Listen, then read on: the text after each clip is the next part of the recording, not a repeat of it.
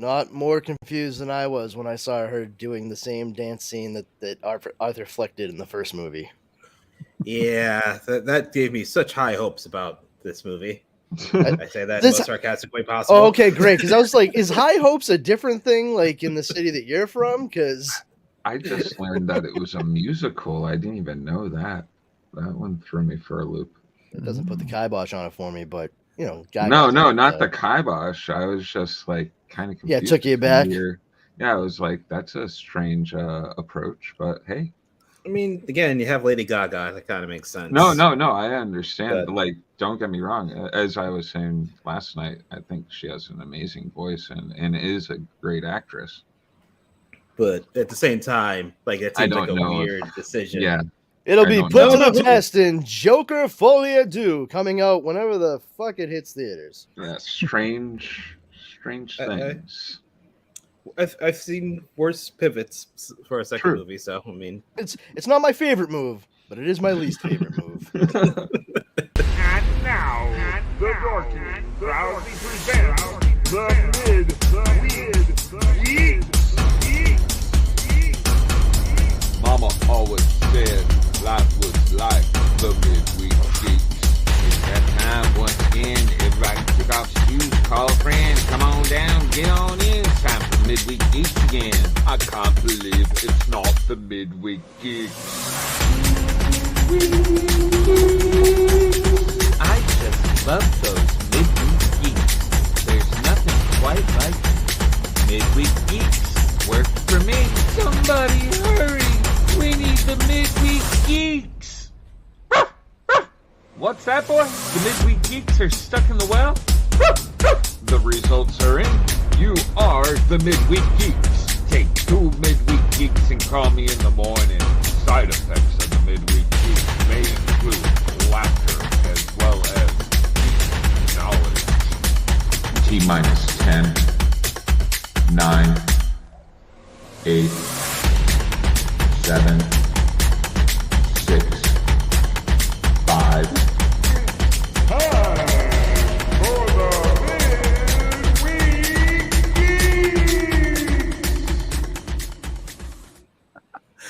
Oh, love it, love it, love it. Hey, before we run the quick intro here, I just want to give you a heads up.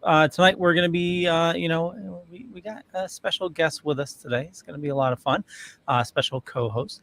But also, we don't want to get into it. Just want to do a little announcement. The Dorkening Podcast Network, our show, my network, and everything. We do not care for hate speech whatsoever, and we had to make some adjustments over the last several days. It was, we won't go into it, but it was pretty bad. If you know what I'm talking about, really, really bad. So we don't put up with any stuff like that whatsoever. But you know what? We're here to have fun, and you know what? Here's I don't know what I'm gonna do. Here we go. Here. The Dorkening and all affiliated shows are not intended for anyone under the age of 18. The following may contain discussions or scenes that have adult situations, graphic violence, nudity, strong sexual content, and graphic language. This show is intended for mature audiences only. Viewer discretion is advised.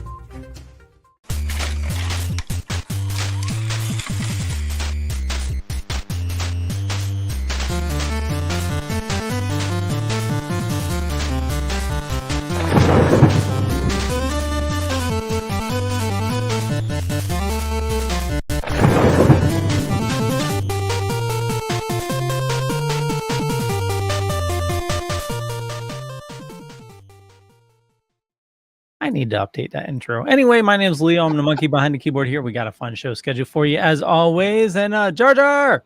Hey, it's Wednesday night and I'm excited. And no hate speech. Yeah. Yeah, totally. Yo. Hey, everybody. I have a cat. I like your cat. Cat. Yeah, she's adorable. Alpha Brennan. Hey. just to jump on, tack on real quick what you said. It's not even that we're against hate speech. It's that we're about inclusivity and bare bones love. Quite frankly, we are all here because we love talking about comic books and video games and movies and television shows and cartoons and action figures, and we enjoy sharing that love of these things with one another, as well as the people that are kind enough to tune in and watch and listen. And when you bump up against that kind of rhetoric, it is the absolute antithesis of what we stand for, and I'm proud to see that the Dorkening Podcast Network took a hard stand as soon as they were made aware of the situation. So, for anybody that does know about it or what have you, just please know that not on this side of the line. Never, ever, ever. So, keep watching, and we'll keep jabbering on about the stuff that we like, and hopefully you like it too. Yeah. See, I knew you would articulate that much better than I. So, thank you. Oh, you're welcome. Velvet Joker. Hey, it's your man, Velvet J here, co-host of Splash Pages, which is also on the Dorkening Podcast Network. It's on Tuesday nights at 8 o'clock live, which we just did last night, and we had a great time. And so I figured in the realm of inclusivity, you guys needed a clown. So here I am, lightly green. Much appreciated. Due to re-green soon, hopefully. Got my comfortable Very robe. comfy A little chilly looking robe, tonight. yeah. A little chilly tonight, and I'm here to hang out with you fine gentlemen. And we got Yo-Yo just I'm a bed now. by his cat, which is all good, but Yo-Yo is respectful. Aww. He's not grabbing him by the pussy by any means. That's just and, how I know Yo-Yo's a good person. Every time I see him with his cat just adores him. Either that or he's like the most evil person in the world and loves cats, and like that's his evil. You're saying that like I've never seen a James Bond villain or yeah. a gadget. You're like, oh, he must be great because cats love him. Meanwhile, there's a fucking hand off screen. It's like, I must be a gadget. He's like, my evil secret lair. You don't know what's going on. No, Mr. Bond, I expect you to die. Your secret, quick run. They're on to us. So I don't want to do any spoilers at all, but did anybody see Law and Order today? Or I'm sorry, I mean Mandalorian. Oh, I mean, how do you confuse the two? This I'm curiosity. If you saw the episode, you would confuse the two. Oh yeah. Okay. I actually did. Was not it your get a standard chance to watch procedural? it. I think about 1 hour from now, I will be watching that. Every cut that they did to another scene, it was met with dung dung throughout the entire episode. It could have been. It was more like ching because it was his Don't ruin it for us, armor. Don't do it, Leo. I'll give you such a fucking kicking. I swear to Jesus. It's not. Were you watching Ishrin?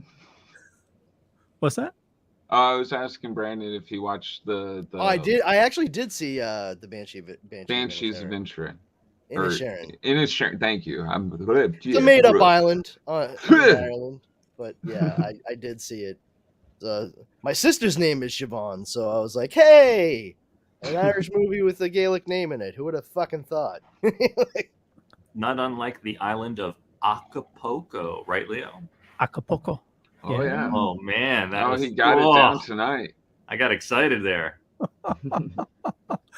Call back from yesterday's Mayor show. Kaliki Maka to you too, I think. What? I love that show. If you haven't seen it, Acapulco on Apple TV, it's very or any world map that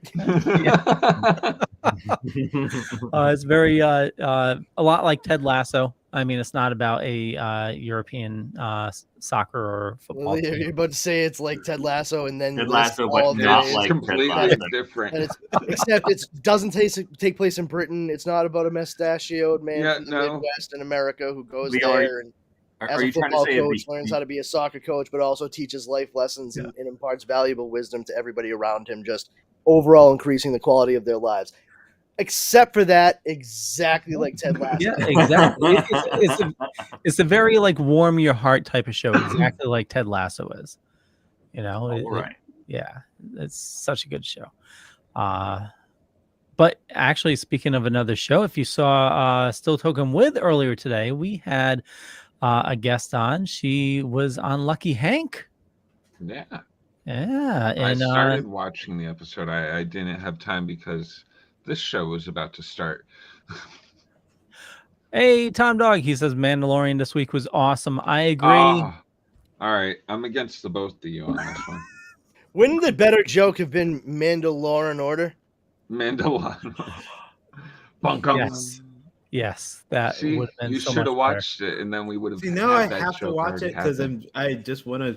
Oh, there's just too much buildup now, yo. Yeah. You know that, and I know that, buddy. I'm probably the only person that's gonna. If I don't fucking it. see Jesse L. Martin in this goddamn episode of Mandalorian, it's just gonna be a letdown now. All right, I just, and Jerry Orbach's dead, so there's nothing going there. Well, I think people are complaining about it, and Jar Jar, I Good. About I'm not alone. a new episode of a Star Wars property? No. Hold on, I'm not alone. I'm you're happy not about alone, that. but I did enjoy it. I usually get left out in the dark, and like everybody else is like, I love this, and I'm like, oh, this wasn't so great, and then I'm like, oh, I love this, and then they're like, oh, you're supposed to hate that. I'm like, son of a bitch. Wait, did you watch the episode of Mandalorian? Yes. Of fucking course. The fucking 1 week I don't watch it. Yep. I just didn't have the time. I didn't have the time. Normally I'm Johnny on the spot with that shit. And it got to be like 6:30 and we were like finishing up dinner and I had a choice to make and it was like Superman and Lois and Ted Lasso or Mandalorian and I was like, I'm going to go with Superman and Lois and Ted Lasso. That's probably it was a better choice. Oh, well, yes. I mean, I certainly felt warm and cuddly. So there's that. Well, no spoilers, but it feels like a Law and Order episode. There's like a crime scene and a morgue, and which I'm not. I mean, you just also described every episode of iZombie, Leo. So yeah, that's true. Which is a great show, BT Dubs. I do have to say better than it should be. It's getting to the point where you're gonna have to really look to find who is not in the Star Wars universe anymore. Like there are so many actors in the Star Wars, like big names now because of these Star Wars shows. The little cameos that get done are kind of getting incredible. Yeah, oh my god! The this week's episode though is some of these YouTubers really push it, and I say this so many times, but I saw an article saying, "Did anybody catch the Marvel connection with this week's Mandalorian?" Well, was Nova there or something? I'm very confused. No, cool. So about that, don't expound, because I will murder you. Yeah. No. It's no spoiler whatsoever. It's the dumbest thing I've ever heard. So it's not really a Marvel connection. It's no, just someone being an absolute fucking idiot. Oh yeah. So welcome to the internet. On the internet about Star Wars again? I'm incredulous, sir. I don't believe it. So Jar Jar, you know the couple? Yes. Okay. Very first scene. The prince. Yep. That was voiced by Tom Holland's brother. Oh, okay. Oh, okay. So an actor voiced somebody. Yeah. That's the Marvel. Okay. Good old Phil Holland. I don't know his actual name. Oh. Rupert Holland. Spider-Man is going to be in The Mandalorian. Is that what they're saying? That's Spider-Mandalorian. I mean, his brother was also in Spider-Man, so I mean, he's an actor too. I've been bitten by a radioactive mythosaur. Look at all the powers I'm developing as a young child who's had to learn responsibility because of his superpowers and absolutely nothing to do with the Force. I'm going to be a superhero. Leo, that's the secret behind Spider Boy. That Yeah. almost sounded like the voice of the Prince too. By the way, like that was pretty good, Brandon, for not seeing the episode. Well, I mean, I was thinking about what Tom Like, Holland actually sounds like. When he You were uses his really regular close. I was like, holy shit. I figured Tom Holland and his brother probably have a similar quality of voice. So Maybe if you give it a little bit of a more New Zealand feel. Oh, there you go. Yeah, but then they would New have Zealand space sisters. Hey, They- look, they I'm did. Spider Boy. I'm turning into a superhero here in Star Wars land. Don't worry though, I was born natural. I'm not a clone or anything like that. It's fine. I know the accent throws you off because the clones have a genetic accent, but no, don't worry. I'm very much a Kiwi. It's just what this is. No worries, bro. Velvet, you mentioned Spider Boy. Yes. I read an article right before this tonight.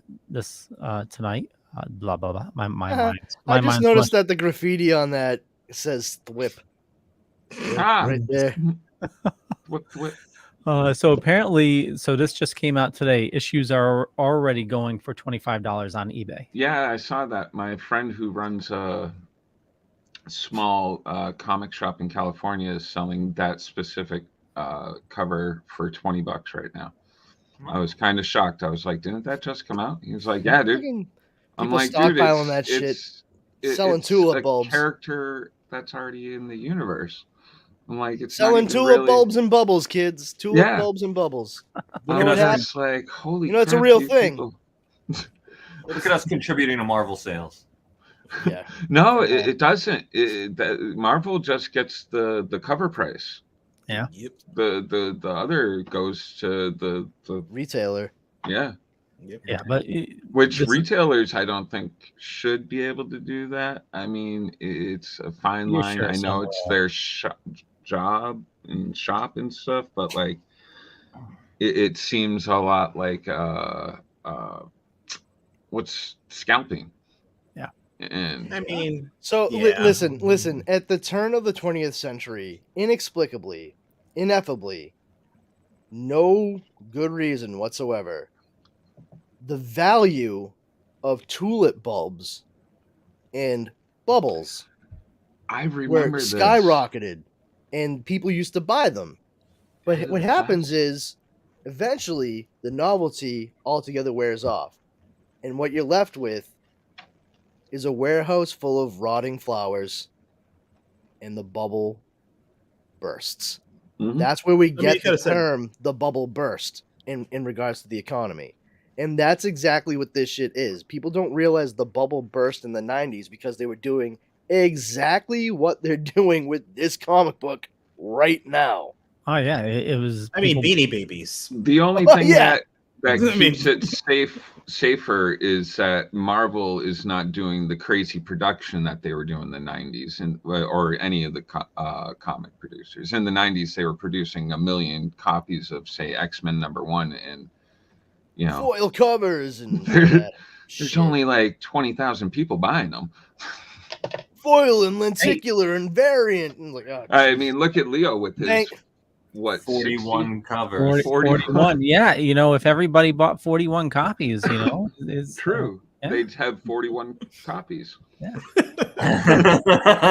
No. See, the The thing math is, checks out. Leo, if you bought 41, you want everyone else to only have bought 40. Mm. Oh yeah, that's it. So you You've don't always even got one understand the more. fucking ridiculous math you were already trying to I do. know. Mm. God damn it, I hate that shit. Actually, when I worked, this was one of the most evil things I did. But Ooh. when I worked for a video game company, a distributor. So this is the same one that had to go away because of the Yakuza, and I was running his store for a while. I remember this story. Yes. Yeah. So anyway, I was keeping track of what was selling, and I noticed these little Legend of Zelda plush figures were like people were buying like 50 at a time, and we were getting them for like $2 straight from China. And like, yeah, they were just selling like mad. Then I started looking on eBay, and everybody was like, bumping the prices up. We would sell them for, I think, like $5, and then they were selling them for like 30. So what I decided to do was stop selling them. I stopped listing them, let everybody on eBay run out of their stock, and then I started listing them on eBay one by one. The friggin' link that we were selling for $5, I think the most I sold one for was like 400. Whoa. Yeah. Jesus. Yep. Good for you, Leo. Oh yeah.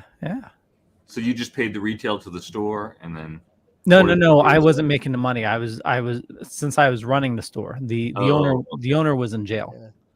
So yeah. The Yakuza and all. So what happened? What happened was what a complex tapestry. It was like 200 for background to you the and story 200 is- for me. Leo's a Like big Leo, you onion. say shit like that on the heels of, well, I'd like to keep it down to like about an hour or so. Like, which one is it, man? Pick a fucking lane, bro. So real quick, Can't do both. So it was my very first job when I was a kid. It was this company, a video game store, and like while I was working there, he got raided by the FBI for selling one of the bootleg Nintendo games, like a 40-in-1. Yep. So apparently, before I started working there, he was also raided by the FBI for selling like bootleg copies of. He would go to concerts and record the concerts. Oh, one of those.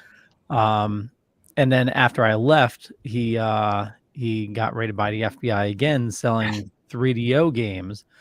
But so he was a distributor. He would sell to like companies like GameStop and FuncoLand and stuff like that. I wonder if they were watching him or anything. Oh yeah, exactly. So But like, he's in jail, and you're still depositing money in the bank. well, no. So I stopped working for him for a while.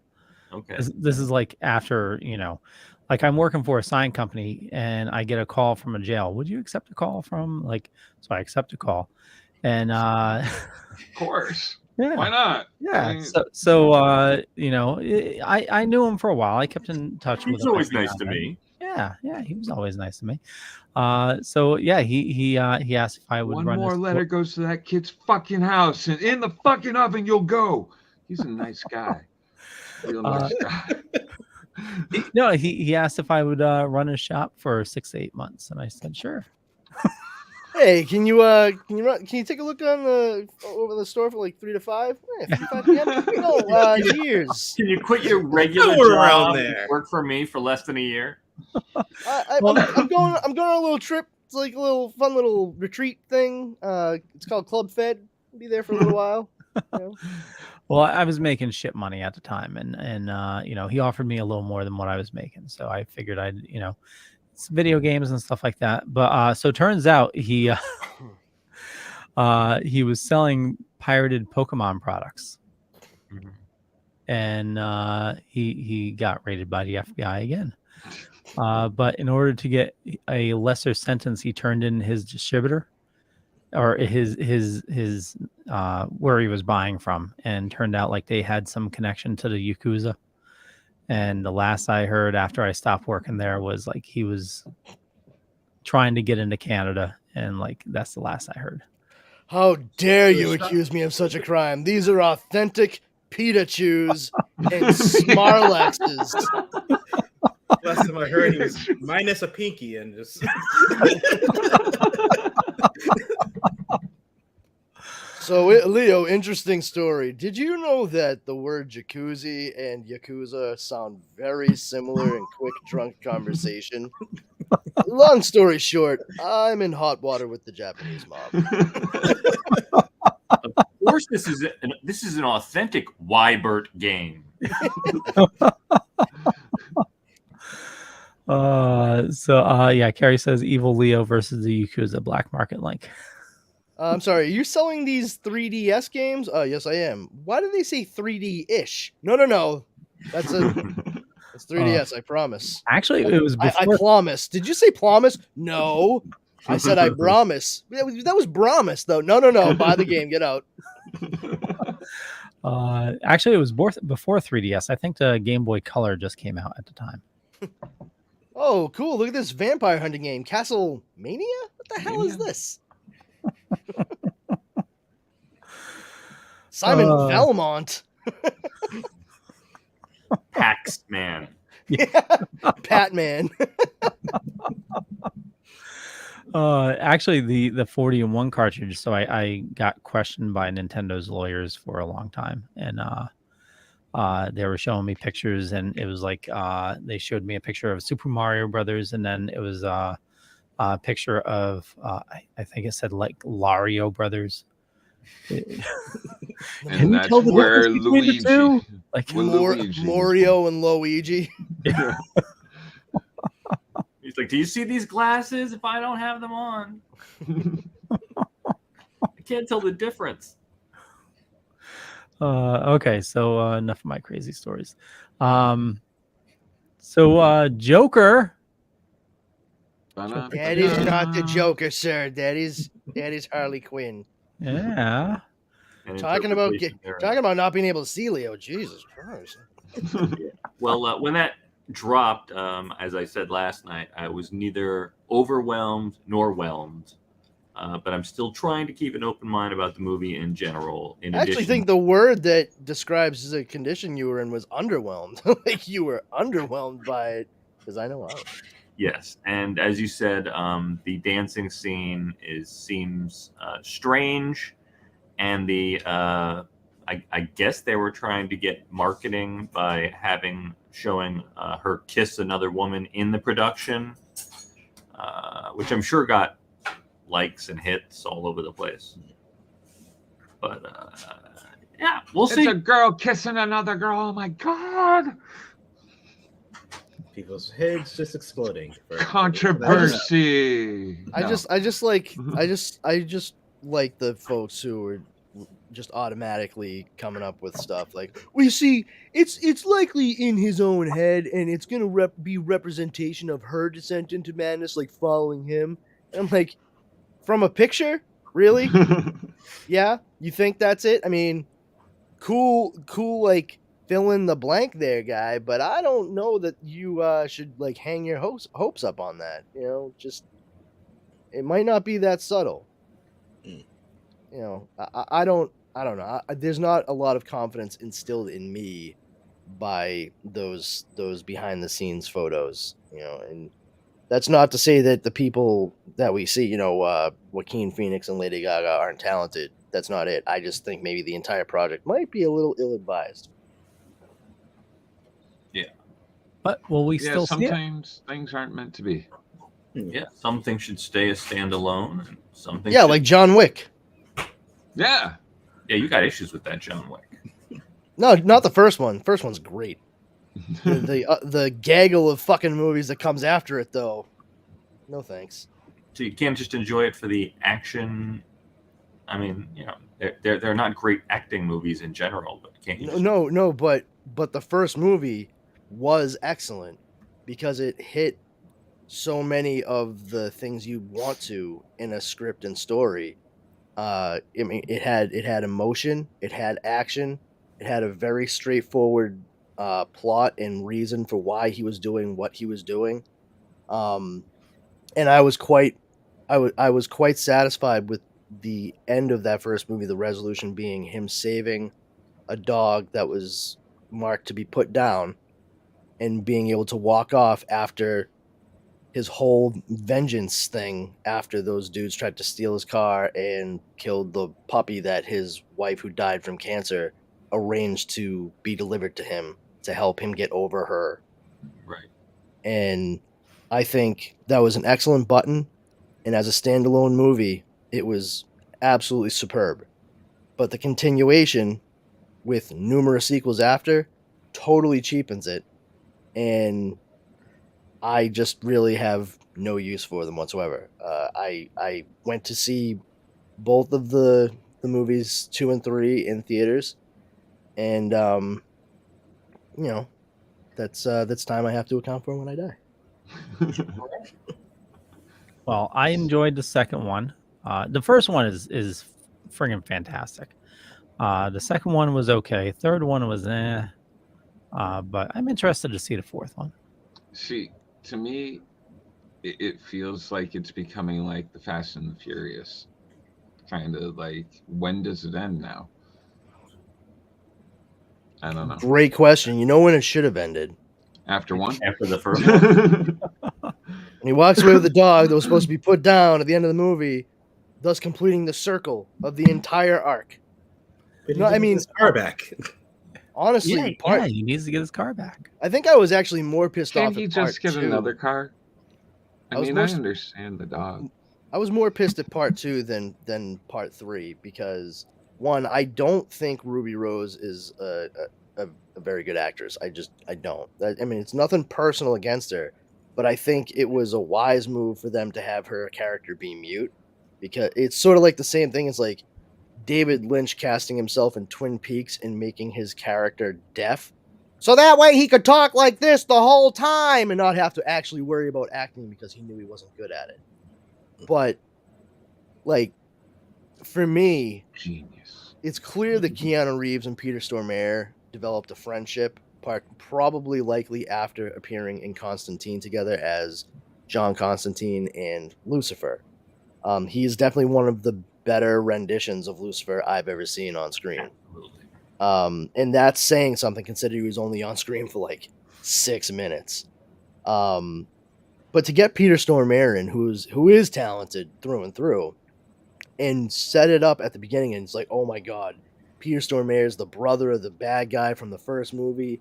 What is this movie gonna be? I was there for it, and he was gone just as quickly as he showed up, and it went off onto an entirely different thing. And I'm like, all right, I get the idea of subversion. That's fine. I wasn't bothered by that, but the world building that was ramped up to 11 in part 2, because they didn't do any of that in part 1, so they needed to make up the ground that they could have covered with the initial introduction of the character. It felt very much just like let's get through this one so we can get to the next one, because that's when we'll have more stuff established, and that'll be a lot easier and fun to do. That's, I just it's a little bit of the Rocky syndrome, a little bit of the Rocky syndrome. I mean, I do think 2 and 3 most certainly justify their existences a bit more than like John Wick 2 and 3 when it comes to Rocky, but it's still the same thing. If Rocky was the only movie that had been made and there weren't 2 through Balboa, and I understand that without those we wouldn't have Creed necessarily, and those are great movies, but negating all of that, if we just had Rocky, I mean, that would be one of the absolute best American movies ever made. But because they ended up sequelizing it so much, it kind of became like a bit of a parody of itself. It became the butt of many jokes, including people being like, "Oh, we're gonna end up getting Rocky movies where Stallone's playing him when he's like 70." I mean, we kind of ended up. We are. Yeah. I wish they stopped at the Mr. T one. Yeah, that's what I'm saying. 2 and 3, like, sure, I get that, especially because you have Mickey Die, Apollo, who went from just the heavyweight to the nemesis to the friend and trainer. Like that progression. Losing Mickey, there was a lot of stuff to deal with character wise, and everybody grew and developed. And past that, like, okay, fine. Balboa was really a redemption through and through for that entire movie series, which enabled Creed to be made, which is great because Michael B. Jordan is a fantastic actor, and that dude deserves like all the flowers. But yeah, I've never seen a Creed actually. Oh man, Creed, so good, so good. First thing I ever saw Tessa Thompson in, and she does the Philadelphia accent, like, so she really hits on the PA thing, like John. Like, oh man, it's like listening to my wife's family. Pony. Speaking of iconic characters, Hey, don't make fun of boy. we You want to get some water ice? You want some water ice? We I just I Go to don't the think Wawa. about it. Like people put it out. I don't even think, like this is how I talk. So We're gonna go down to the Wawa. You need anything? Oh, what do they got? Everything. I'm sorry, Rich. What were you saying though, bud?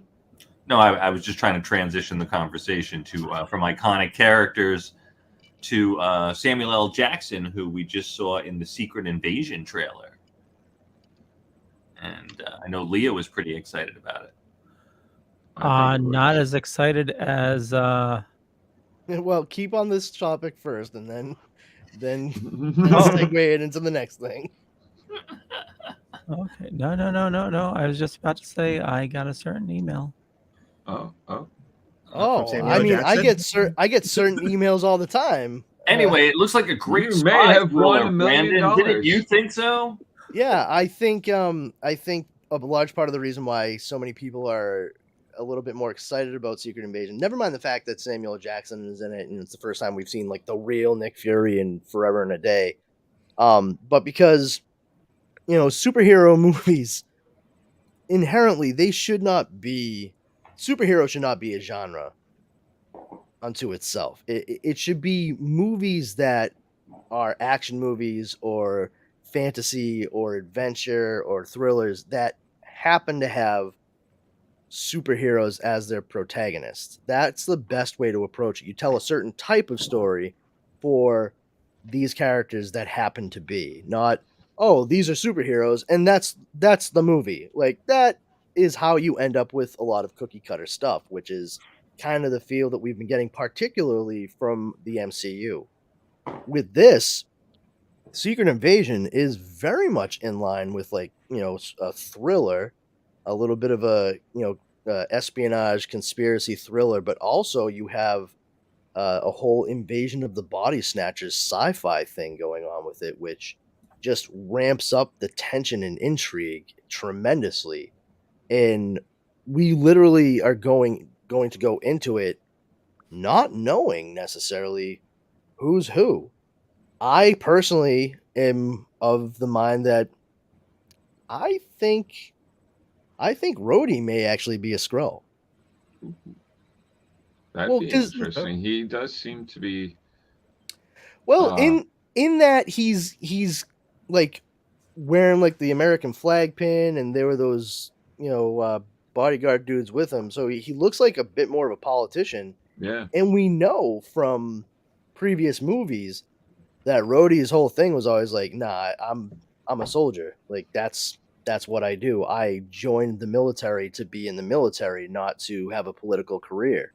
And to see him like that, it's like, that seems like something that a body snatching alien would parlay into a position of influence within politics, because they can do a lot more with it. We'll find out. But I wouldn't be surprised. And, the good thing about Secret Invasion, we know from the comic books, is that everybody that they replaced, they weren't killed. They were put off to the side in stasis, just in case they ever needed somebody to come in and make another copy of that same person. So if he is, I don't think people need to necessarily get up in arms right away, because that would likely mean we're going to get the real Rhodey. And using him as an example. I just thought about something. What's that? And it gave you a headache that quick? What if they try to use this to bring Iron Man back? No, they won't. I hope not. I really hope not. But when you said that, I was like, oh God. Like, just thinking of like, oh, that maybe the Tony Stark that died was a Skrull, and like, just thinking of this stuff. Yeah, they could do a lot of. I hope they don't. Retconning. I really hope they don't. I really see. hope that that's not the case. But I've seen stupider moves, so I don't think they could afford Robert Downey Jr. for what it is they're trying to do in the MCU any further. Do you think we're that going to see doesn't mean he has to be in play anytime soon, but they can start dropping hints that with Nick, director of S.H.I.E.L.D. back, I wonder if we're going to see a little the power broker in there. Oh yeah, Sharon. Sharon. Yeah, Sharon. Yeah, Sharon Carter. Yeah, well, we'll We'll find out when we tune in, huh, kids? Absolutely. This June, right? Yeah. Yep. It's always Is it amazing to me when these things are coming out so soon. No kidding. The Secret Invasion. Is it June or July, actually? I thought it was June. I think it's actually on the summer solstice, if I correct, June 21st. June But, 21st. You are correct. Yep. Yeah. Word. Yep. Not the only trailer we saw though. No. No. Quite a few this week. Yeah, we got Blue Beetle, and we also have Across the Spider-Verse. I still haven't watched the Across the Spider-Verse. Blue Beetle was fantastic. Do yourself a favor and watch the Spider-Man trailer. I caught quite a few of the clips last night while with you guys, so like I pretty much have a gist of how it all is, but I haven't watched it all put together. Yeah, but I mean, I will say, like, I genuinely like guffawed like ha out loud Oh, when I really? was watching Spider-Man Across the Spider-Verse because Miguel O'Hara, when he is just like freaking out on Miles, he's like, "Oh, don't even get me started on Doctor Strange and that little nerd from Earth 1999. That's the MCU, kids. He's talking about Spider-Man No Way Home. Yeah. And I almost pissed my pants laughing. I was like, that was mwah. What a beautiful reference. Yeah, and it's exciting that they brought the same creative team back from the first movie. Mm-hmm. And you could tell that by the trailer and the way it's all laid out. And as Brandon had pointed out to me in a conversation, in the first movie, it was really interesting that they had different frame rates, which gave a really... I went back and actually watched it, Brandon, to watch a few scenes, yeah. and I'm like, oh, yeah, look at that. I obviously when I watched it, I saw it, but I didn't pick up on that was the way that they had gotten that done. Yeah. I was like, oh, that is Yeah, Peter's movements are very fluid because he's an old seasoned pro. He knows how to be Spider-Man.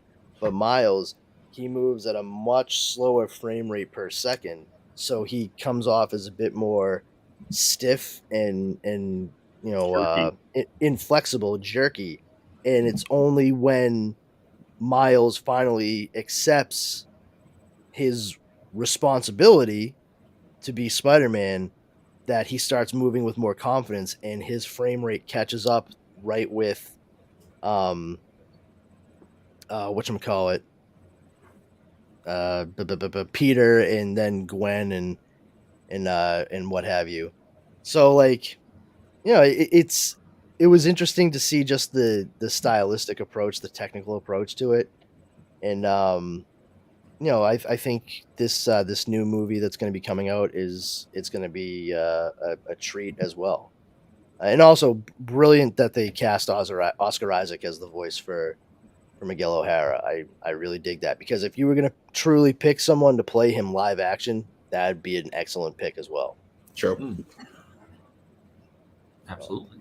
It's going to be a lot of fun, and that has already been confirmed to be the first part of 2 movies. It's going to have a continuation, from what I understand. Like, it's basically going to round out in a trilogy altogether. So Nice. yeah, go see it, kids. That way we make sure we get the third final chapter. That'd be fantastic.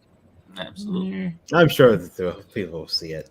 It looks good. Yeah. Yeah, But so does Blue Beetle. Blue Beetle looks Oh my awesome. god, Yeah, it dude. does. it feels very refreshing how good Blue Beetle looks. Yeah, just I like- thought- I am super excited to see that one. I thought it was pretty great about in that movie. First of all, I love the reference to Big Belly Burger. Yeah. That is the box that is handed to Jaime. I don't know if a lot of people realize this, but the little mascot for Big Belly Burger, it's this like little kind of chubby bearded guy in overalls, like holding like the burger and what have you. That's John Byrne, the writer and illustrator John Byrne. He created Big Belly Burger for DC Comics, and they developed the mascot for the logo Big Belly Burger within the comic books and the different iterations that they've shown on like the CW Arrowverse shows. That is an homage to John Byrne because he created it. Very So, has it only been in the Arrowverse in the comics? Has it been on any other? It hasn't been in any movies before, right? No, it has not been in any movies. This will be the first time. I think in the maybe some of the cartoons we might have seen reference to Soda Cola from DC, but not so much Big Belly Burger. So that it's just like fun little Easter egg there. But this movie, Xolo Maridueña, that kid is just talented, and I'm really happy to see that he was able to jump in and be the lead of this flick. He's starring as Jaime, correct, Powerful? He is playing Jaime Reyes, yes. Right, and who is the third Blue Beetle, correct? The third, yes. The first, there's Blue Beetle is a legacy character. It goes all the way back to the Golden Age. First showed up in 1939. He's actually the basis for the character of Night Owl and Night Owl 2 in Alan Moore and I did not Dave know Gibbons' that. Watchmen. Yeah, well, they're all Watchmen is actually based on all the Charlton characters. Yeah. And, I didn't know Blue Beetle was for Night Owl, though. That's interesting. Well, think about Ted Kord Blue Beetle, right? You know how he has the bug, his ship. Mm-hmm. Think about Yeah. Night Owl too. Dan Yeah, Dryberg, yeah. Archimedes, Archie. Which was awesome to see the ship in the trailer too. Yes, it really was. I did notice in the trailer too. There's like a little bit of graffiti on the front of the bug's, like little windshield area, right in between like the eyes of it. So clearly, like somebody came in at some point and was like tagging stuff. But what's cool about the legacy of Blue Beetle is Dan Garrett, the first Blue Beetle 1. I believe he was a cop, which lines up with the pastiche that Night Owl 1 and Watchmen was. But he was a cop. However, he or maybe he was an archaeologist. I can't remember. I'm sorry. I apologize. I'm not super up on all of my Golden Age stuff. But he did have the scarab that we see Jaime with in this trailer. For him, the scarab never opened up or anything, but it kind of deemed him worthy enough to be able to kind of utilize some of the benefits of what it can do. Not fully, but it did give him some increased like strength and agility. So he was a pretty effective vigilante. Over the years, he had a fan, and that was Ted Kord. And he was brilliant, and he had a fantastic mind for tech and science, and he wanted to continue the work that Dan Garrett had started. They became friends, and Dan Garrett gave him his blessing, said, yes, be Blue Beetle, but be your own Blue Beetle, and I want you to have the scarab because it helped me, it enabled me to be able to do everything. But it never did anything for Ted. It was just a keepsake. And over time, that scarab, it made its way to the Rock of Eternity. Yeah, the Rock of Eternity, which is where the wizard Shazam used to dwell. It's on the edge of space and time, and sort of interdimensional, phase shifting kind of stuff. There was a big thing. 1 second. You are Yep. correct. He is a police officer. Thank you. And he, what happened is the scarab, the Rock of Eternity got destroyed, leading up to this whole big thing called Infinite Crisis. And once it was destroyed, the wizard was donezo Gone. with that. And it actually ended up becoming that Billy Batson, Captain Marvel / Shazam as we know him, he had to take on the role of the wizard. And he once it was all put back together, he started dwelling there and controlled all the power and was able to actually grant it to whomever. But there was no power left other than what he had. So anybody else who said Shazam, they had nothing. It ended up leading to a really cool thing called the Trials of Shazam, which connected with these new kids like Jaime Reyes showing up because that scarab being held on the Rock of Eternity was sent back to our plane of existence and rocketed down like a comet in the night, and hit El Paso. That's where Jaime actually lives in the comic books, and he finds it, latches itself on, and all that stuff. And it's very much like what you see for the most part. I like the fact that we see his family is right there. It's not going to be a whole like, oh, I got to protect Aunt May kind of thing. They know what he's got to do. They know he didn't really have a choice in the matter, and they're clearly trying to support him, help him do whatever it is he needs to do. And for my own part, I watched that trailer and I got, in the best way possible, the vibe of a combination of Bio Booster Armor Guyver and Shazam. So I think those are two worlds that can blend very well together. And I appreciate that they've kept the through line from the comic books, where it kind of started off like it was more mystical than anything else, but it did end up going a very sci-fi route by the time they really like found their footing. They found their pace, and this movie seems to line up directly with those ideas. What I'm curious about is, in the trailer, they're in the bug cave or whatever you want to call it, and you can see Dan Garrett's Blue Beetle 1 costume on a mannequin and Ted Kord's Blue Beetle 2 costume. And I think we're being led through the movie and through the trailers to believe that Ted Kord is likely dead, or he maybe, disappeared and they just figured it was like death by misadventure. There's all kinds of rumors that he is going to appear in the movie, and he may actually be played by Jason Sudeikis. So we'll see. But I thought it looked really fun, really interesting, and I just really want Zolo Maraduena to have this as a hit, because the kid deserves it, and like, good on him too, because right now he's in that sweet spot where he's playing these very young characters. But if you have that kid not shaved for a fucking week, he looks like he's 15 years older than he really is. That kid is swarthy. Speaking of shaving, can you imagine the CGI cost to remove Jason Sudeikis' mustache? CGI it out. I mean, it's quite a You can stash. keep it. Yeah, I mean, How much did it cost for Superman for it to be done? Not enough. I mean, he might have been able to grow that mustache pretty quickly. But then again, who's to say that Ted Kord wouldn't have a mustache or a beard? You know what I mean? Like, Especially if you, a joke. I know you're But trying to I'm make a misadventure. Henry Cavill Superman joke. I'm just not having it. We saw the joke and we were trying to kill it. Yeah, we tried Like to a spider sidestep it. crawling on the wall.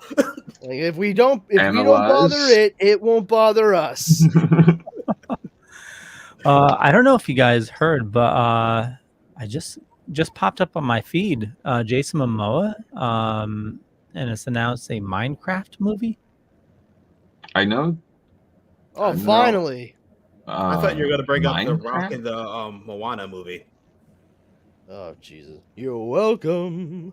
Is that something you would like to discuss, Yo-Yo? Oh yeah, the Rock announced they're gonna be doing a live action Moana. But in a strange twist, he is playing Moana. No one saw it coming. He's playing all the characters in this production. There we go. Oh, He's man. pulling an All Eddie What does that Murphy. mean? all the time. Yeah, pulling an Eddie Murphy, and he's just doing every character. It's gonna be great. Gary says, Minecraft movie? Do we get to watch him place blocks around? Yeah, I'm like, what are they gonna do? Is that if that's There's a true lot with of the ladies that'd be Minecraft okay movie, with that, though. Yeah. I just don't. Next well, up, yeah, Minesweeper, all right. the movie. Oh, cool. You realize there was a Battleship movie, right? Oh yeah, Yeah, yeah. you're I'm right. fully aware of Yes. that. Somehow, Yeah, I mean, my somehow they opinion don't of agree that, on it, I though. think, can definitely inform you, anybody right now, Who watched it? It informs your perception of how I'm reacting to this news of Jason Momoa doing Minecraft. Yay! Oh no, Leo! It says here Jason Momoa starring in Shuffleboard. Ooh. Parcheesi, the movie. Oh God. Hey, Tetris is coming out. Come on. Came out. Although I hear it's really good. Came out, and it's great. I mean, it's not about. Oh, It's well, not obviously, like taking yeah. the game and No. it. It's a biopic about how the rights to the video game Tetris were obtained for worldwide distribution for Nintendo and everything. It's actually like it's so much better than I anticipated it being. Like I was like, all right, well, let's check it out. And then I was like 15 minutes of the movie, I was like, oh God damn it, this is good.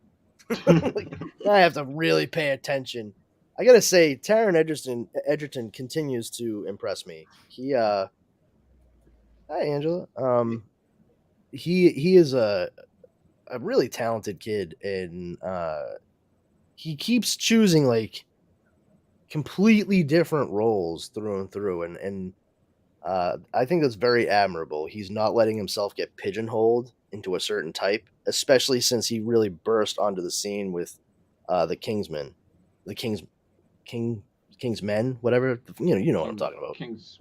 Well, it was Kingsman, and then didn't they do a Kingsmen? No, it's the King. You know what it is? It's Kingsman, but then the third one is the Kingsman. Yeah. Like there's a space.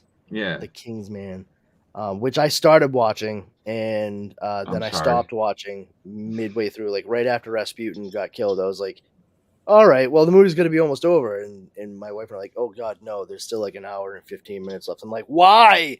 Why would you do this? Like, you just hate audiences? God damn it.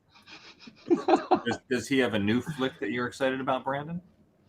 Ooh, what, Taron Egerton? Yes. Well, Tetris. I mean, it just came out on Apple TV Plus. He's the main character of it, and it's really good. It's very very interesting, and the story on the of face the of it, creation of Tetris, or just him competing in Tetris?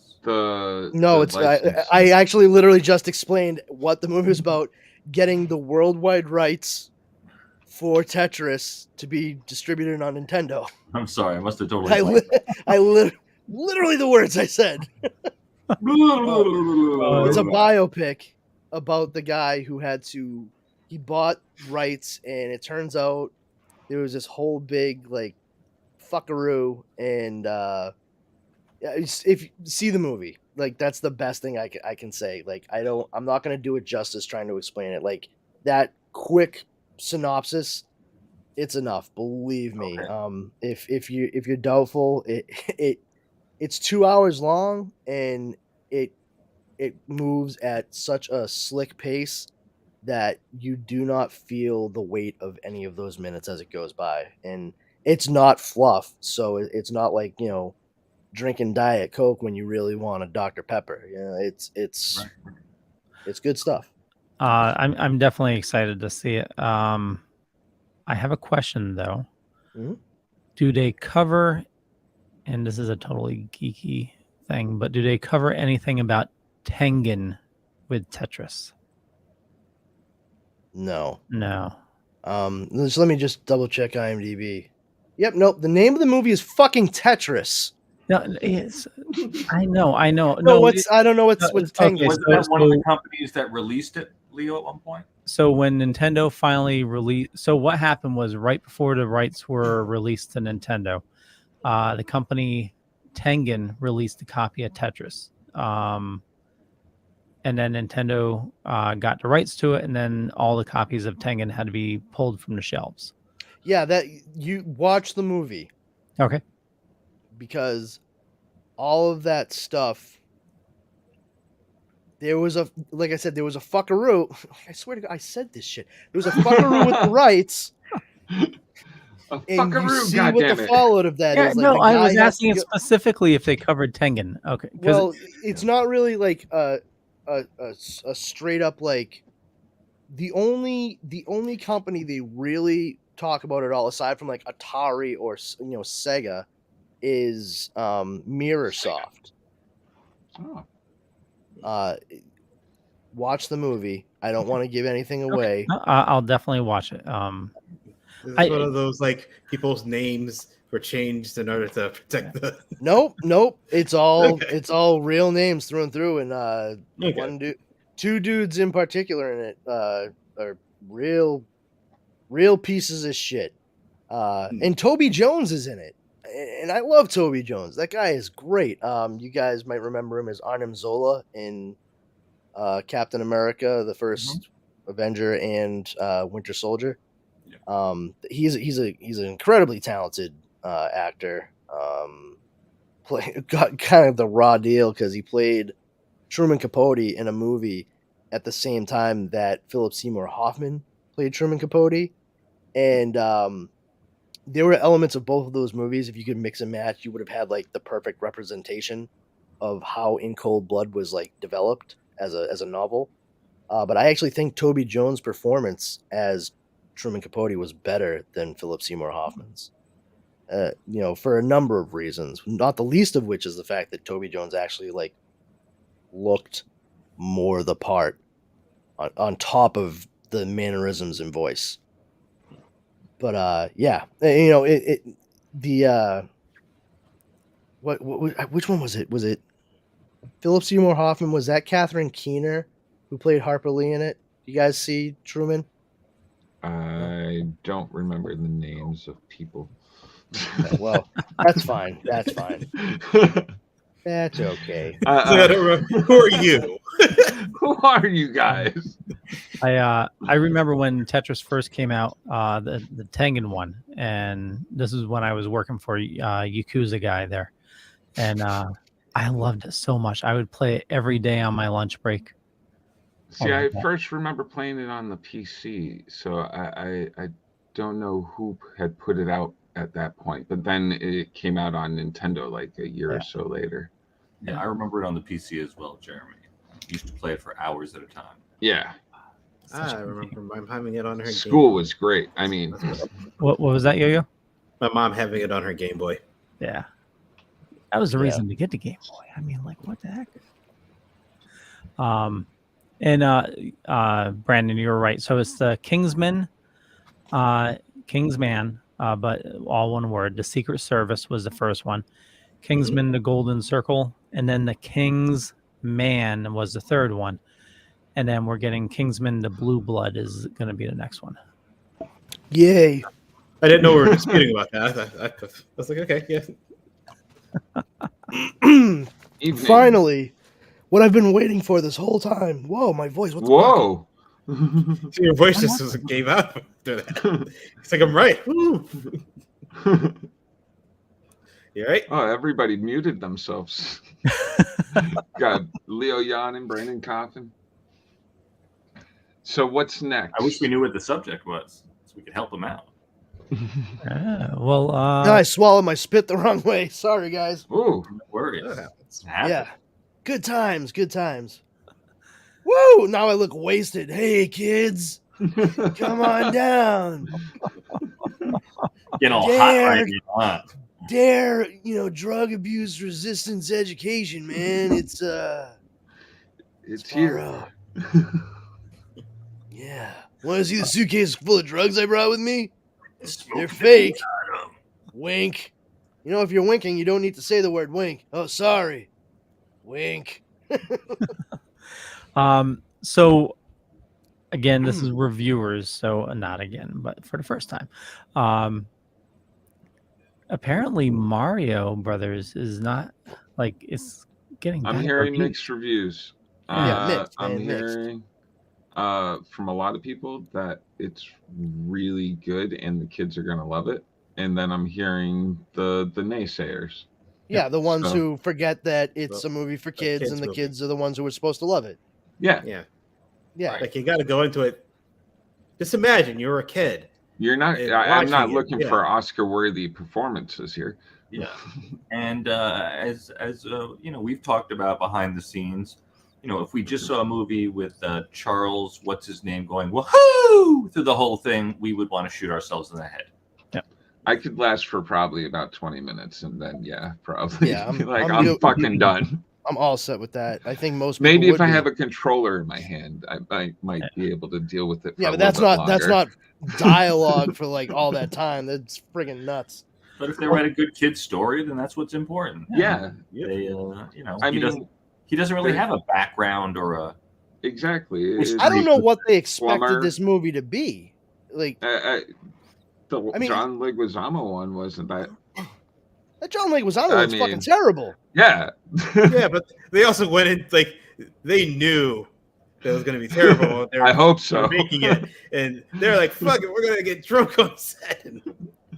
They stopped taking that thing seriously with the director. I feel like right They're before like, they started shooting Super Mario Brothers back in like 1993 or whatever, like somebody had a fucking coked out fever dream right after watching Brazil by Terry Gilliam, and they were like, "That's the Mario Brothers movie I'm gonna make," and that's what they tried for.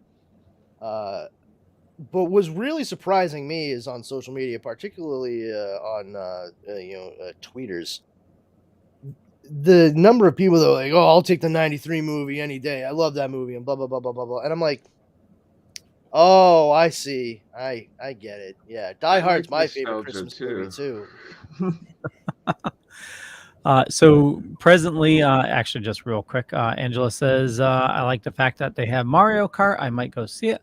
And Carrie says, "I was casting the Sandman for 30 years. I can't say that I did the same for Mario. I can't see people getting upset about this movie." And it's I the can't see people reviewers getting upset. Like it makes no sense, but I can see them. Yeah. So right now on Rotten Tomatoes, because this is the gold standard here. Reviewers, there's 151 reviewers, professional reviewers that gave it a 53%. But the audience score with over 1,000 plus verified ratings at 96%. Oh, Once again, showing the wild disconnect between critics and audiences, and exactly the reason why Rotten Tomatoes is horse shit. Yep. Realistically, like a movie like that, like any reviewer should bring their kid with them or find their niece or nephew. Yeah. Exactly. And ask them how, because that's who it's made for. Yeah. Like you can't use that like the same rubric you're going to use for like scoring like some prestige movie for Mario. Just saying. I don't understand what you're saying, Yo-Yo. I hold the same standards for all my entertainment. Yeah. God damn it. It's preposterous. Like, you have to be able to view it through the same prism that the intended audience will be. And quite frankly, if you're into these video games and comic books and cartoons and toys and everything, one would like to think, it would be nice to believe that the vast majority of these individuals, men and women, have been able to retain a sense of childlike wonderment. And that's why they still gravitate towards these things that are so fantastical. But to come at it with more than a small level of this jaded cynicism and expect it to be, fucking like god tier cinema is preposterous to the nth level. I mean, we're taking a video game character who is by definition just a mushroom trip given form, and just all the silly fantasy elements in it that lends itself to being just a goofy romp. And if you're looking for gravitas and extreme consequences within the confines of the story, maybe you should hit reset and start the game over again. Just my suggestion. Unfortunately, there's a negativity about every fandom that we just can't stop, no matter how much we dislike it. It just amazes me sometimes, though.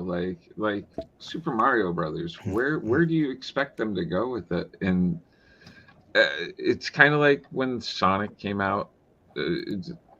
Once again, it's not a movie for me, so I'm not really like too worried about how great the acting in it is or anything. If the kids want to see it, fantastic. Let's go see it. If they dislike it, I'll let you guys know. But usually they love all these movies.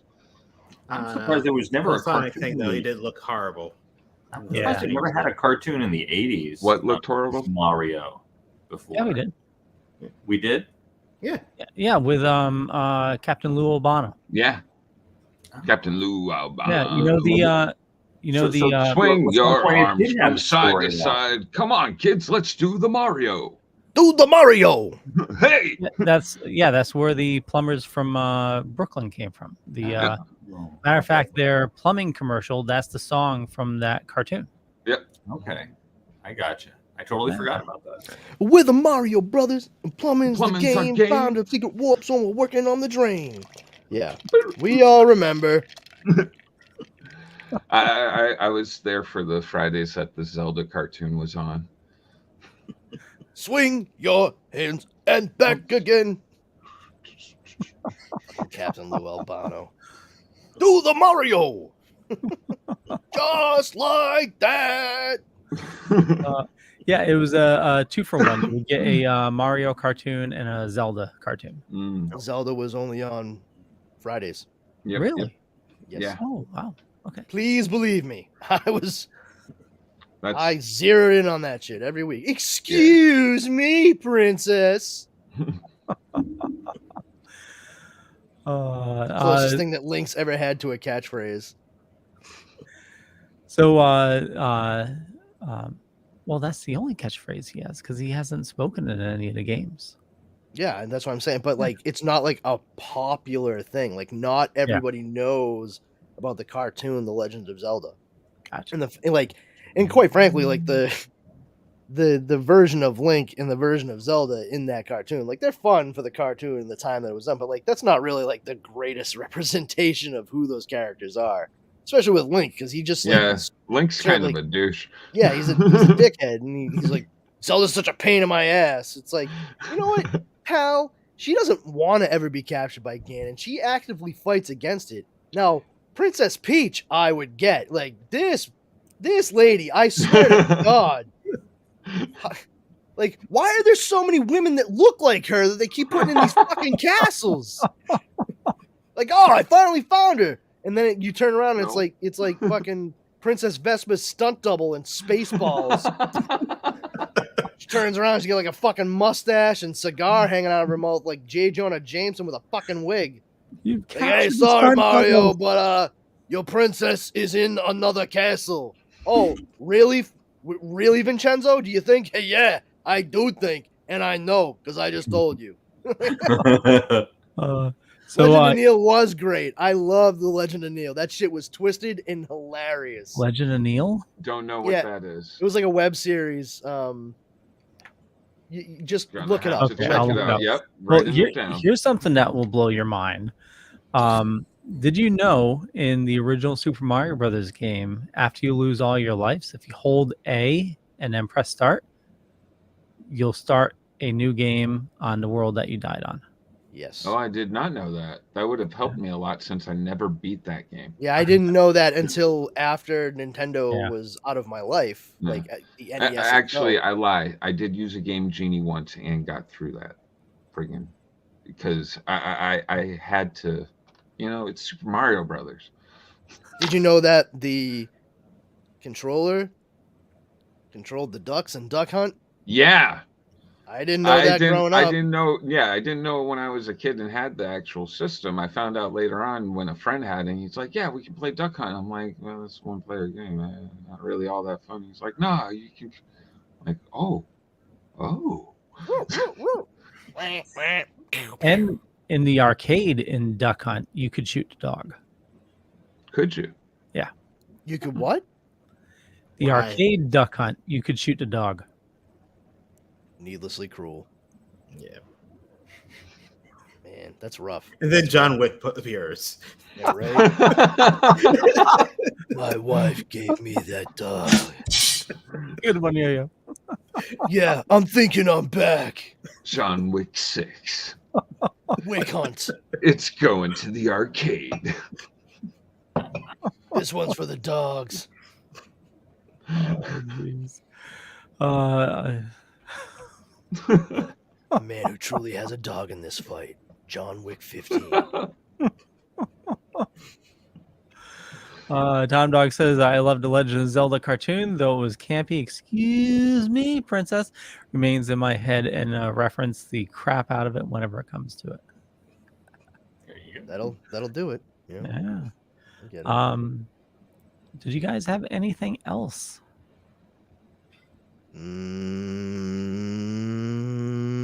No, I don't think so. Okay. I think we just about covered, Yeah. the big stuff that happened over the past several days. Oh, Vince McMahon looks like an idiot. Oh yeah, Um, there. I mean, that's not For more than usual. Oh. Yeah. Like, How, is that possible? have you seen him recently? I mean, He looks I like tried to avoid it. Oh, he the looks- mustache. He looks like he's a fucking top hat and fucking cape away from tying a young woman with a keg of dynamite to railroad tracks in the Old West. Yeah, fun.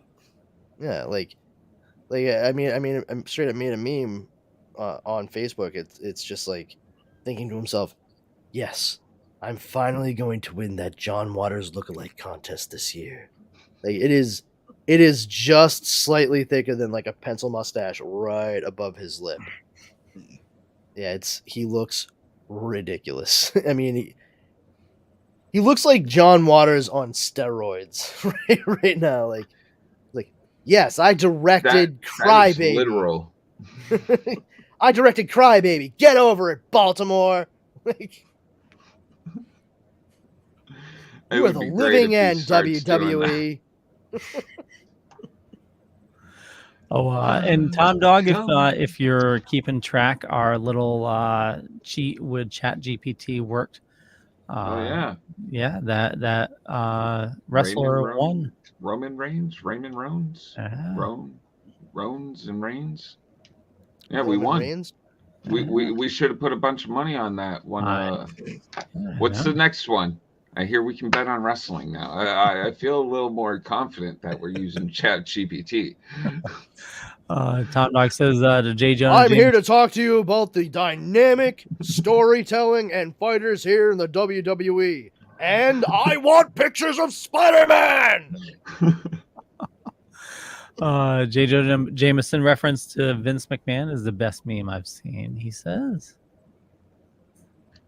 I tell you that Triple H is a menace! And Angela says, I don't know if you talked about this or if it's off topic. What's your take on Dungeons and Dragons? I can't wait to see the movie. Yeah, same here. Yeah, I'm actually interested in that a lot. What's the general feedback out there on that movie? I didn't know it dropped yet, did it?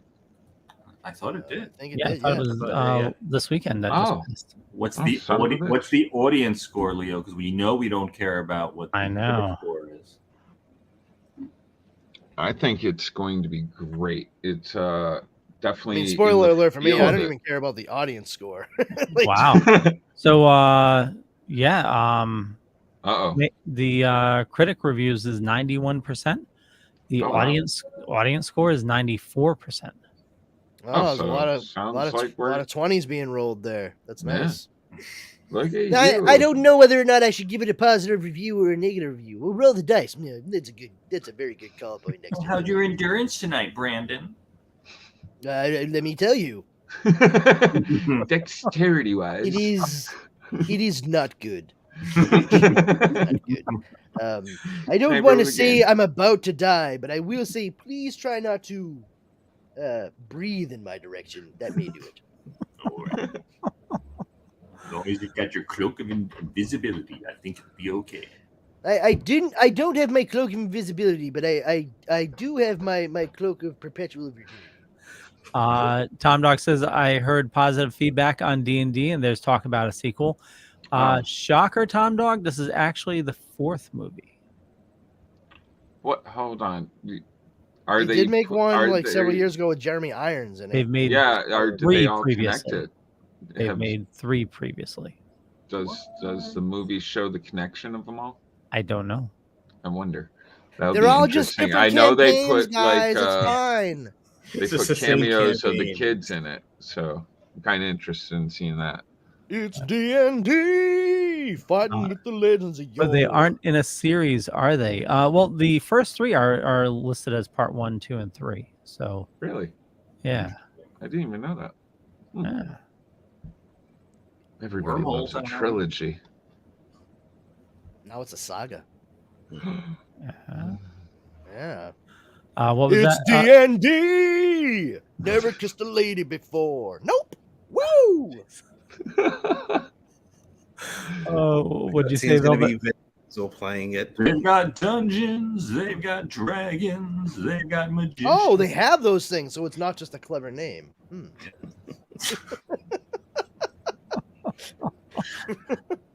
I see. It's all starting to make sense to me now. Maybe Chris Pine will finally get a winning trilogy. You know, every time I've played Dungeons and Dragons, I've yet to play once where there's been a dragon in it. Lots of ogres and stuff, but no dragons have I fought. I tried playing Dungeons and Dragons once, and it wasn't even my choice. It was thrust upon me when I had said, I really don't have any interest. Thank you, though. I do appreciate it. And my friend's like, cool. And then the night that they usually would do their campaign stuff, they were like, hey, you want to hang out? And I was like, isn't this your D&D night? And they're like, nah, don't even worry about that. I was like, cool, man. All right, I'll be there at like 7:30. And they were like, great. And I showed up and I stepped into my buddy's bedroom, and there everybody was, and there were fucking notebooks and pencils and fucking Dragon Master books and fucking dice all over, strewn about, and they hand me a fucking pencil and a notebook and a sheet, and I was like, what in the fuck is this? And they were like, oh, you can make your character. I'm like, homework. No, I don't want this. I would rather sit here and watch you guys play it than actively participate in playing it. And I sat there, and they're like, come on, just get into it. And I tried. I was like, all right. And then it just got, like, they had all been playing for years. And it was like the start of a new campaign for them. So like, this is the perfect time for you to jump on. And by the time the night ended, I was like, it turns out there's never a perfect time for me to jump on. I don't fucking care. I don't. In the nicest way. Like, I don't get down on anybody, honestly, that enjoys it. I think that's great. But for me, like, especially me at that point in time, like, I was already, like, a cinephile comic book nerd. And that took up so much of my time. And I have been enjoying that on my own for many years. I didn't need the company of others to partake in those things. Not that I was a lonely kid. I just, that's a solitary thing for the most part. And I enjoy the conversations that could take place after the fact. But D&D, I saw what it was like for them and how mired they were in it and how it took over and seeped into conversations. And I'm like, this has no place in my life. I'm fine with it. You guys do your thing on Thursdays or whatever, and we'll hang out on Friday. No worries. It is a time-consuming. My brother's always trying to get me to go and play at his house, and I'm just like, dude, I could play once, maybe every few months. And he's like, oh, no, well, we do it every, as you said, like you got Thursdays, I got every, I think it was either Friday or Saturday night. I'm like, dude, I've got 5 kids. I'm like, I'm honestly surprised that Mountain Dew isn't like a fucking major sponsor / advertiser. Oh, right? For Dungeons and Dragons, because that's honestly how I was like primarily exposed to that soda as a teenager. I didn't really have any predilection towards it, but when I started hanging out with those cats, it was so stereotypical. Fucking Mountain Dew and Funyuns up to wazoo. Funyuns. I understand what you're saying, Brandon, because we have a friend that's really into gaming. And he went for Christmas last year, got me these really nice Joker dice, but that was not enough. See, I have a kid that plays, and I picked him up at GamerCon. These freaking dice, they're sharp, man. They got like metal pieces coming out of them and stuff. They have the special protective case. He's wicked excited about them, and I'm just like, they're cool looking, but like, Yeah, they were beautiful, but it still isn't going to instill me to play one of those games. Yeah, it's like, oh, what a lovely thought. You're still not going to get me to fucking play though. Like, nice try. you almost got me, bitch. Almost. They look really close. cool. Steve, as a matter of fact, it's not my D&D song. It's actually by the comedian Stephen Lynch, who is a singing comedian, and it's D&D. That is the name of it. I recommend looking it up because that's really the only part I'm willing to go sing because, people own rights to songs, and we don't want to have anybody come at us one way or the other. Is he the same singer that did a song about tech support? I don't recall ever hearing a song about tech support. You ever hear Special Ed or Lullaby or anything like that? No. Check him out. He Okay. If I could be a superhero, I would be awesome, man. Like, he's good, man. He's funny. I've seen him in concert. Yeah, Stephen Lynch, man. He's a fucking riot. He had a buddy that he met in college, Mark Tyke, and he's like his like number 2 guy on stage. And they they do a great job. He has a song. He does like companion songs. There's one that he calls Craig, and it's about Jesus' brother Craig, who's like the fuck up of the family, and just like a bad attitude. And then he makes another one called Beals, which is about Satan, and it's a riot. Like, check it out. He's got some really funny stuff. I recommend gearing yourself towards his live albums. He did one studio recorded album where it was like his songs and a couple of interstitial sketches interspersed, but it doesn't hit the same way as it does in front of a live crowd. Mark Tyke, like I said. Oh yeah. I want to fuck your sister. What the fuck? I really just want to fuck your sister. Wait, what? It would be Sounds cool. romantic. No, it wouldn't. Well, on that note, let's wrap things up. That one right there. Yep. Yeah, that's where we say, yeah, okay, boys. I want to thank everybody for watching this fine evening. You know me, Leo Pond, Dorkening. I do some really cool shows with these awesome gents during the week. Splash Pages on Tuesday, live at 8 p.m. Still Token With is on Wednesdays, and we do this show as well, the Mid Week Geeks on the Dorkening. And also I do a couple with Mr. Brandon here. Hey, I'm Mr. Brandon here. I'm actually Mr. Brandon most places I go. But yeah, if you feel so inclined, check out the couple of podcasts that Leo just kind of offhandedly mentioned. One is The Dork Night that I do with Leo and our friend Justin Cooper. And juxtaposed with that every other week on Sundays is Comics Paradox. Dork Night covers everything Batman. We discuss and dissect all that fun stuff: Batarangs, Batcaves, Batmobiles, anything that begins with the word bat, essentially from the 60s on, for sure. And with Comics Paradox, we talk about what ifs and Elseworlds, all kinds of different alternate reality takes and tales of characters and stories that you may already know and love. We also cover different story arcs that we're going to be getting into, such as Age of Apocalypse or Amalgam Comics, things of that ilk. And you can find those every other Sunday wherever fine podcasts are broadcast. Otherwise, if you want to follow me on social media, check me out on Twitter at Brandon's Powers or Instagram at This Brandon Has Powers. You can also check out Comics Paradox Podcast on Instagram at Comics Paradox Podcast. It's COMIX. And come on over to Facebook and check out the Powers Combined Facebook group. We're just a conglomeration of dorks and geeks that like to get together and share news, info, memes, good times, laughs to be had by all. Our number one rule there is don't be a jerk. If you violate that, you'll be given the stanky boot immediately. And that's all I have to say about that. Hey, Velvet Joker. Hey, it's your man, Velvet J, co-host of Splash Pages, as Leo said just a minute ago. And that's where you can usually find me. You can also find me on Facebook, or you can find me. I've been doing quite a bit of video content, both on the TikTok, the Instagram, and there you can find me as Velvet Joker 1. So hope you check out what I'm making and enjoying more nerd content. That's what we do. That's what we love, and that's what I'm going to keep on doing for a long, long time. Woo woo. Yo. Man, I really gotta make more content. I feel like I have nothing to add to this. It's just Yo Saint Laurent on Instagram. Yo, you tell us your schedule, and we'll get you over on Comics Paradox so fast it'll make your fucking head spin. Oh yeah. Got to work on that. Not for it.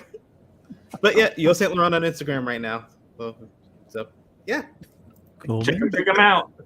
Jar Jar. Hey, come check out Comic Book Lovers Buy Sell Trade and Auction House over on Facebook, and Splash Pages every Tuesday at 8 with Leo and Rich and Drew Malo. And it's one of my favorite hours of every week, so come hang out with us.